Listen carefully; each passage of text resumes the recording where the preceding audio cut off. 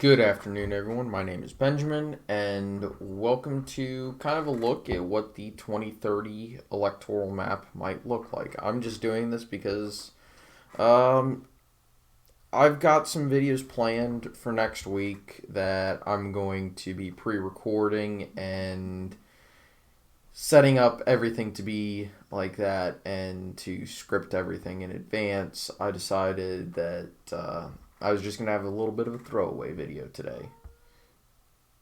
Yeah, I shouldn't call it a throwaway video, but cheers. Anyway, likes, comments, and subscriptions are greatly appreciated. And I want to thank everybody who's done so over the past year. It's been a really good year.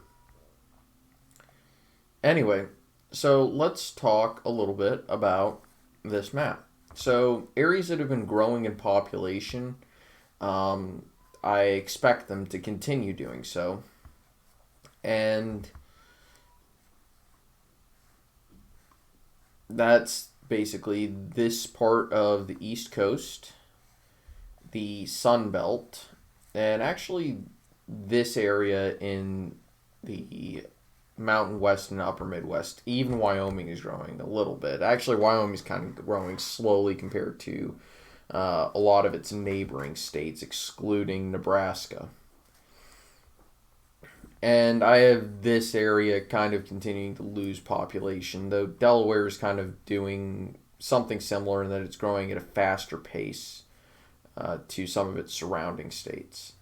The Rust Belt is losing population compared to the rest of the nation, and the Deep South is starting to gain population compared to the nation again.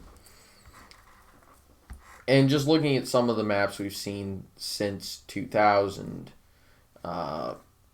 this is, of course, 2000. In 04, we had this map. 2008, we got this map,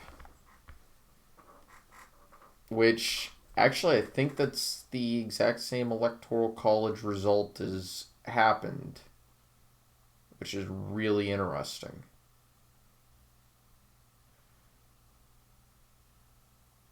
At least I think that's the case. Then 2012 was here. 16 was a bit crazy. And then this year has been rather unique too.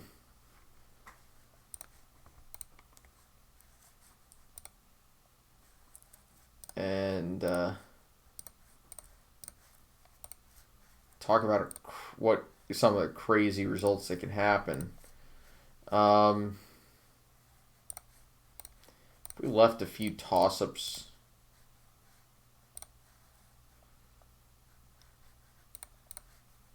This could get the map could get very, very interesting going forward. And honestly, the competitive states in the 2030s are going to be a lot different. Reality is we're probably talking less about the Rust Belt and a lot more about the Sun Belt.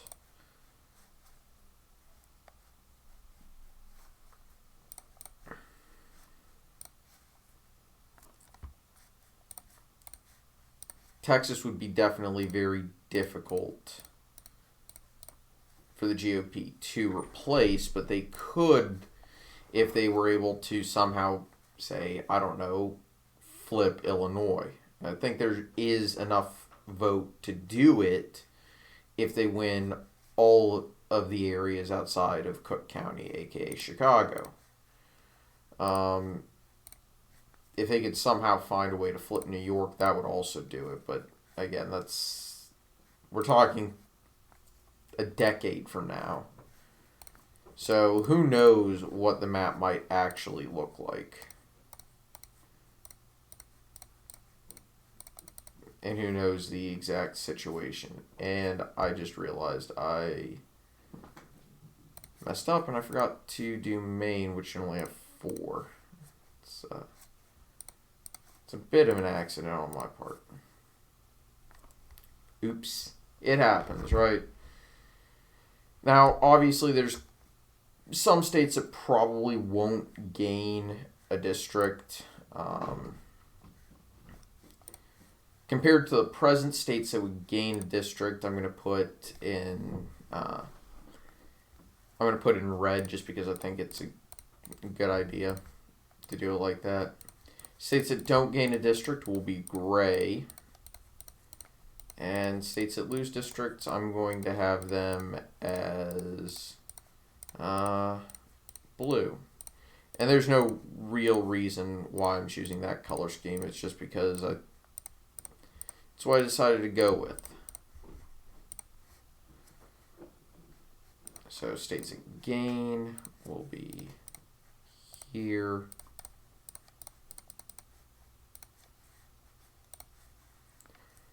Again, North Carolina, Virginia, and Delaware. States that lose districts, actually Wisconsin would stay the same.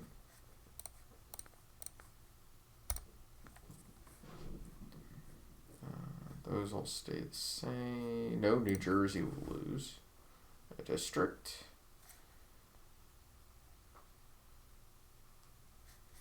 California actually hilariously loses one. And that all looks correct.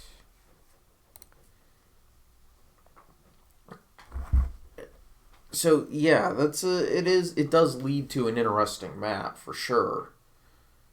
That said, I don't actually expect California to lose seats. Oh, I forgot New York is a big one. I really don't expect California to lose seats in the near future, but California is not growing as fast as quite a lot of states. So it won't be gaining seats nearly as quickly as, say, a Texas or a Florida, a North Carolina, Georgia, hell, even Utah's, Arizona's, Colorado's, Nevada's. So California definitely is going to have some issues regarding dwindling power in the Electoral College. It's going to be a little bit less important to carry California. Well, it becomes more important to carry, say, Florida, Texas, Arizona, Colorado, Utah, North Carolina, as well as even North Dakota, South Dakota, Montana, Idaho, and Oregon. And actually, Idaho really should have another congressional district because it really is big enough to where it probably should. It's almost as big as New Mexico, which I think is the smallest three-district state, or maybe West Virginia. And Idaho is almost as big as West Virginia. And it's approaching that mark of where it's getting close to about where it would need to be to get that extra district. And I believe 640,000 people is the average population in a state that first state to get another district. Obviously, as population continues to grow and shift, that's going to change, and the average may be slightly up, it may be slightly down, depending on how things change. But also, population in the United States is going to grow faster in terms of raw numbers as we gain population. And as immigration continues to increase, that's also going to increase population more and more. But it's sometimes important to look at what the future will bring, or at least might bring. And this continues kind of a trend that, for the most part, with a few exceptions, population is moving away from areas that have long been controlled by Democrats and is moving, or at least political power in the Electoral College and the House of Representatives, is moving away from areas that have long been controlled by Democrats and moving towards areas that are controlled by Republicans. There are, of course, exceptions. Arizona, Texas, and North Carolina have been moving more towards the Democrats, and definitely Virginia as well. Oregon, too, and Colorado. But Texas still leans towards the Republican Party. Florida has been, from what I have observed regarding their elections, they have moved more and more Republican leaning. And that's kind of important for the GOP. These very far north and very far west states like Idaho, Utah, Montana, the Dakotas, those are definitely states that are still going to be controlled by the Republicans for years and years to come.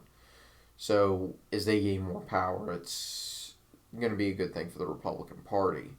And being able to pick up these, even if shrinking, mid-sized Rust Belt states is still going to benefit the Republican Party.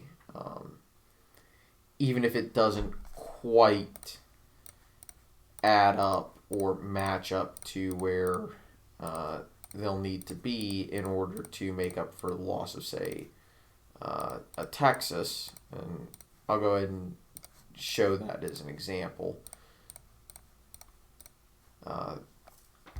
While the entire Rust Belt definitely adds up to more, you need all four of these states to equal Texas, and Texas is only gaining. And you would need 5 to make it basically impossible that anytime soon Texas is going to outweigh the Rust Belt. So, yes, the Republicans can replace Texas, but Texas is kind of necessary. Just as an example, without Maine, I'm going to show the 2016 map without Texas for the GOP. And it is the narrowest, it is a 270-268 situation. So that means as more power goes towards Texas in the Electoral College, the more likely it is that the Republicans are going to need to carry every single Rust Belt state, maybe Illinois, maybe New York, maybe one of these mid-Atlantic states like Delaware, New Jersey, Connecticut, Rhode Island, though those two are New England states. Or start expanding somewhere else, maybe the Pacific Northwest, maybe try and win back the Sun Belt. And we also have to remember the GOP is running into issues in all of these states down here. So like I said, it's kind of a situation of Republicans are going to need to flip some traditionally Democratic states going forward, unless they can manage to try to succeed in holding on to their advantage in the extreme deep South, as well as the Sun Belt.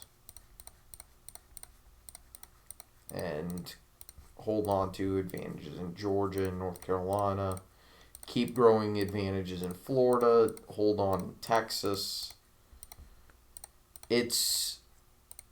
We're entering a time where we're going to see some strange maps going forward. I genuinely believe that.